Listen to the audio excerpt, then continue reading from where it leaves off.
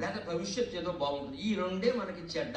ఉన్నదే మంచిది, ఉన్నదే మనకు కావాలి. ఏం చేసినా ఉన్నదాన్నే బాగు చేసుకోవాలి. అదే శివరాత్రి, అదే శివరాత్రి.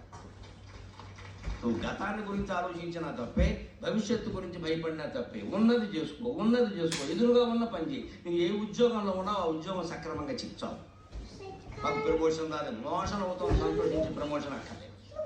పొద్దున్నే మోషన్ కాక బాధపడేవాళ్ళు ప్రపంచంలో చాలా మంది ఉన్నారు. 4 బిళ్ళలు వేసుకుంటే కానీ కాదు.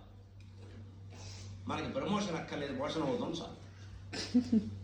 ఉన్న ఉద్యోగం చాలు, ఉన్న భార్య చాలు, ఉన్న భర్త చాలు, పిల్లలు ఉంటే చాలు, లేకపోయినా పర్వాలేదు. అందుకని వచ్చిన వాళ్ళు అందరి దగ్గర అన్నీ ఉన్నాయి కానీ పిల్లలు లేరు. లేకపోతే ఏమేంటిది, పిల్లలు ఉన్న వాళ్ళకి ఇంకేం లేవు, వాళ్ళే ఉన్నారు, చదువుతున్నారు, దరిద్రులు. ఏది లేదో దాని గురించే మాట్లాడుకుంటామండి. అదే శివరాత్రి సందేశం. లేని దాని గురించి ఆలోచించుకో, ఉన్నదాన్ని పట్టించుకో. ఎదురుగా ఉంది కదా శివలింగం, దానికి దండం పెట్టుకోవడం మానేసి ఒక ఆయన పైకి ఎగురుతాడు, ఒక ఆయన కిందకి దొరుకుతాడు. పనుందా లేదా?